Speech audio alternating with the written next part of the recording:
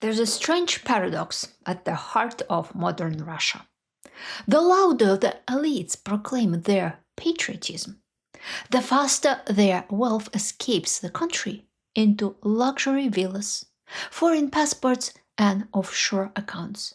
My name is Elvira Bary. I'm a writer born in the Soviet Union, and today I want to take you inside the hidden logic that drives Russia's richest citizens to spend instead of invest, flaunt instead of endow, and chase status instead of building a future. If loving your country truly means anything, shouldn't it mean leaving it better for the next generation? In Russia, the reality is far more complicated and far darker.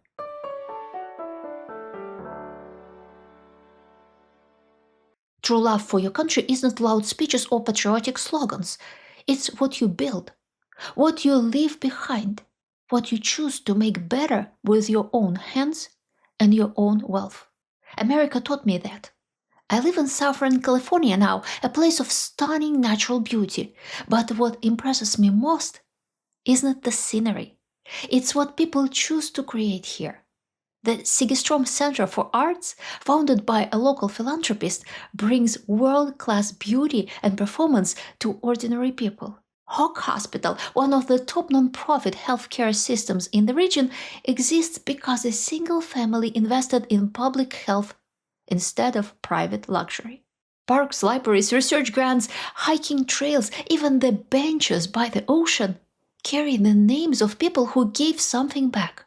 Because here, true wealth isn't measured by what you can buy, it's measured by what you can build. And once upon a time, Russia had this too. Before the 1917 revolution, wealthy Russian families built schools, theaters, hospitals, and shelters for the poor. Their names stood on buildings, and they saw themselves as builders of something lasting. Back then, Russia was among the world's fastest-growing economies. Its richest citizens weren't saints, but many gave back. Then the Bolsheviks came. The Soviet regime declared that private wealth and private charity shouldn't exist. Only the state could provide anything good. And it made sense in a cruel way. If people rely on the state for everything, it's easier to control them, especially in a vast, disconnected country like Russia. But something even deeper was destroyed: the ancient link between generosity and leadership. In every culture, from Rome to the Vikings to imperial Russia, those who gave to their people earned status. A ruler opened his wine cellars. A chieftain held a feast. A Tsar founded a hospital. Giving was the first step toward legitimacy. Modern dictators can't afford that. They crush any space where new leaders might emerge. That's why, in the Soviet Union, libraries weren't named after the people who built them, but after fallen war heroes and party leaders. Schools and hospitals had numbers instead of names, stripping away any trace of individual legacy, with only rare exceptions. When you erase individual contribution, you erase the idea that people, not the state, can shape their communities or their futures.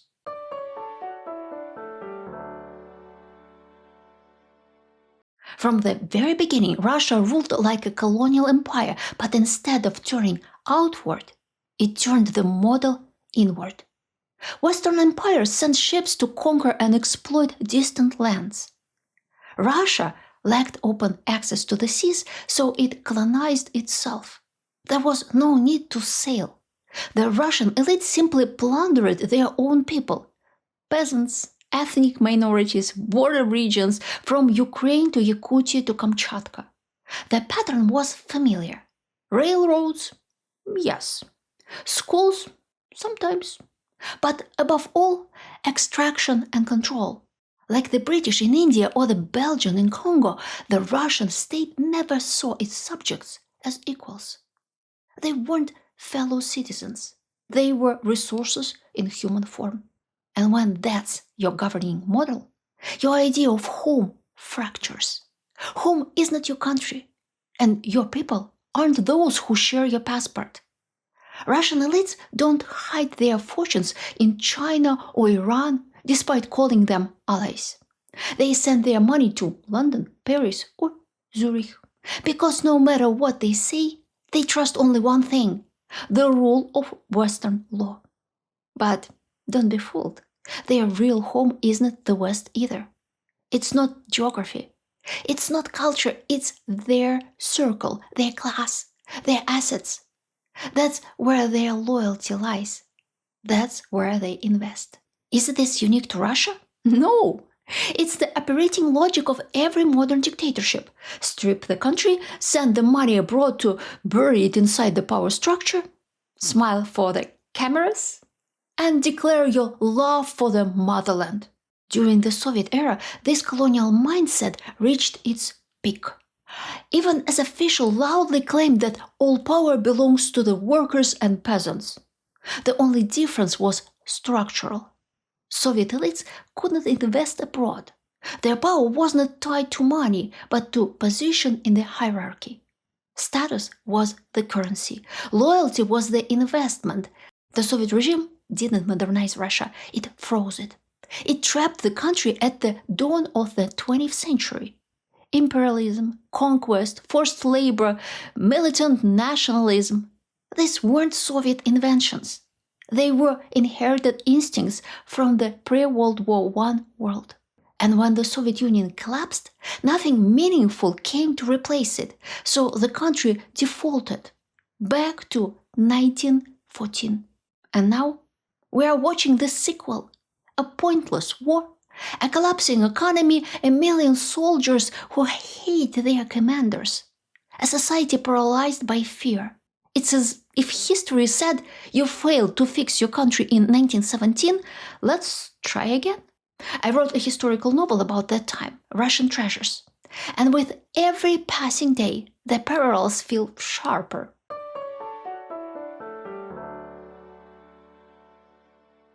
Walk down Tverskaya Street in Moscow and you'll see what rich looks like in Russia. In this world, wealth is not about building. It's about broadcasting. To be truly rich in Russia, you need to check 7 boxes. None of them involves charity. Number 1, braggable real estate. A mansion in Rublovka or a glass-walled tower in Moscow City. Location, views, and bragging rights. Second, transport. It used to be Range Rovers. Now it's Bentleys, armed Aurus sedans, private jets, and yachts.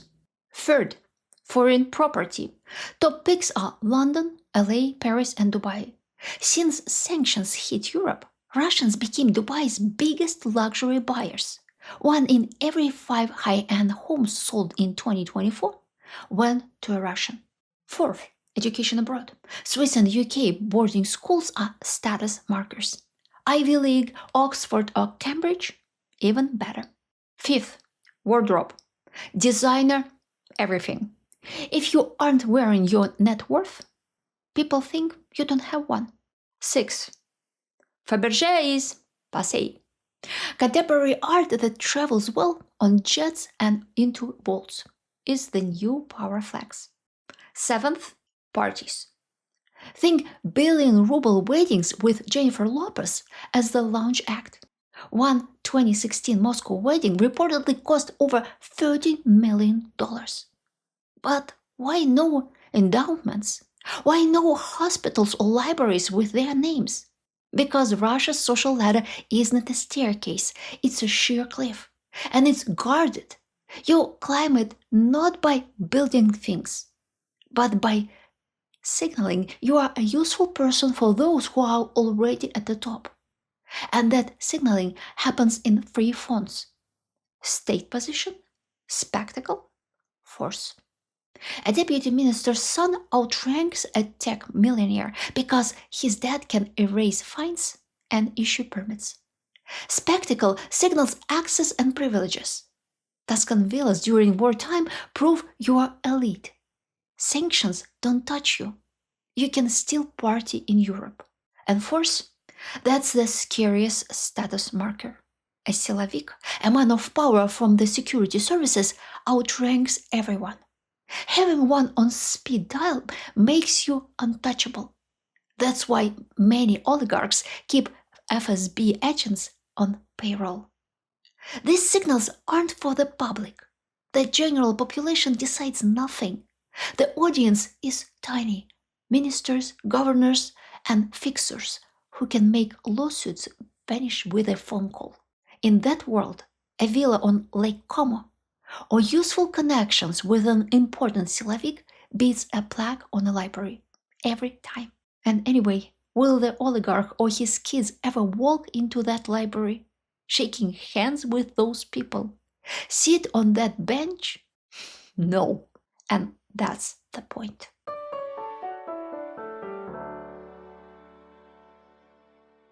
When you give something valuable away, you expect three things. It should raise your status, it should be safe to do, and it should have lasting impact. Russia fails on all three. In today's Russia, status does not come from giving, it comes from flaunting. Why fund a park if your rival will just outshine you with fireworks and pop stars? In America, philanthropy is a competition. Rockefeller built the University of Chicago. Carnegie responded with 2,500 public libraries. Newspapers kept score. But in Russia, public giving is dangerous. It doesn't buy you armor. It paints a target on your back. Take actress Chulpan Khamatova. Her children's cancer fund was once a national symbol of compassion. Then came 2012. She appeared in a televised endorsement for Putin after officials hinted that her foundation's funding would vanish if she didn't. The message was clear: build something valuable, and the state will use it against you. Visibility means vulnerability in a system where police, tax agents, and regulators can be weaponized. If you show surplus, the Siloviki assume you have more to donate. In the US, a building named after you adds to your legacy. In Russia, too much social capital is a liability. Influence makes you a threat. Even if you do build something meaningful, it can vanish overnight. One signature, and a hospital wing is nationalized. A museum becomes extremist. A university shuts down over invented violations. Ask any Russian billionaire, they know the story of Dmitry Zemin. Zemin, the founder of telecom giant, poured millions into science education through his Dynasty Foundation. In 2015, the Justice Ministry labeled it a foreign agent.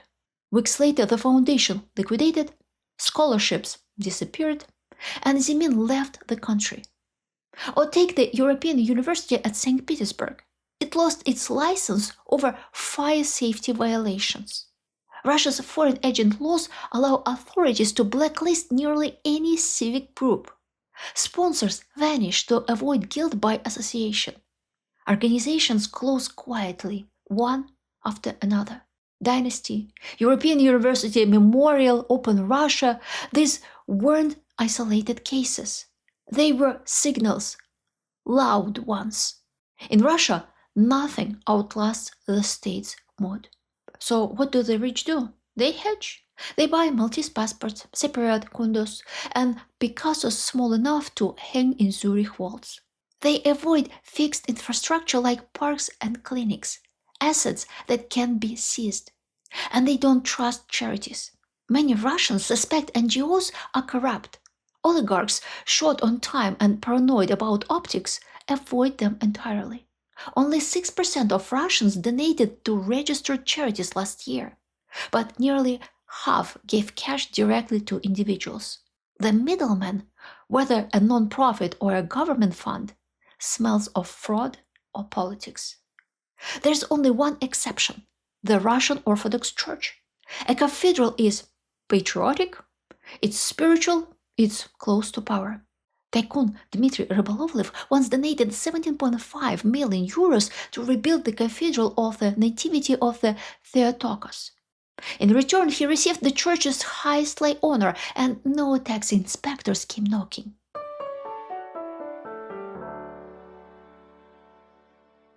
If the 20th century taught Russians anything, it's that everything in life is temporary, except danger. One day you have plans, the next you are arrested or drafted to build something important. A war, a reform, a collapse. These aren't historical hypotheticals, they are generational traumas, repeated. Strategic planning doesn't exist, not for individuals, and certainly not for future generations. The instinct is simple: spend before it's taken. Descended from survivors of purges, collectivization, and Gulag, Russians learned a brutal rule: everything you have can vanish with the next knock at the door. This mindset is measurable. Half of Russians told Ipsos they prefer to live for the moment, far higher than in France or Germany. The war only confirmed this attitude. I saw something similar in the Caribbean. I used to wonder, why doesn't anyone invest in infrastructure? Why does paradise outside the resort look terrible? The locals explained. Why fix anything when the next hurricane might wipe it all out? In Russia, the hurricane is always coming. It just changes direction and shape. A 2025 survey found that 38% of Russians, many middle class, had no savings at all. Easy come, easy go. Success isn't measured by how much you save. It's how fast and loudly you burn it. Retail data proves it. Despite sanctions, luxury spending in Russia surged in 2024. Wartime salaries and spiteful optimism fueled a boom. Fashion brands posted double-digit growth. Academics confirmed that conspicuous consumption stayed steady because it signals social rank, and it's portable, and you may need to flee fast. Property rights in Russia have always been fragile. The war economy made them perishable. Reuters estimated that since 2022, $50 billion in assets have been seized by the state, from Western companies like Carlsberg to domestic barons like Konstantin Strukov. Think of it as rolling thunder. One day it strikes foreign brands. The next, a Russian tycoon who parked his wealth too close to a powerful rival. Sometimes the excuse is national security. Sometimes it's retroactive punishment for 1990s privatizations. Sometimes there's no excuse at all. Just a court hearing at dusk, concluded by dawn. In that climate, endowing a public park feels like planting roses on a cliff already eroding into the sea. Meanwhile, the government is looting against a deadline. Regional elites suspect deeper sanctions or regime collapse ahead. They are stripping assets while they still can. The result is a frenzy. Trains of officials and masked commandos descend on factories like hunters on a reserve. Call it Gulag math. A mental spreadsheet that values the future at nearly zero. So you convert goodwill into a spectacle. Spend before it's taken. Live before the warrant. And if the West won't let your wealth escape, then burn it now on luxury, not legacy.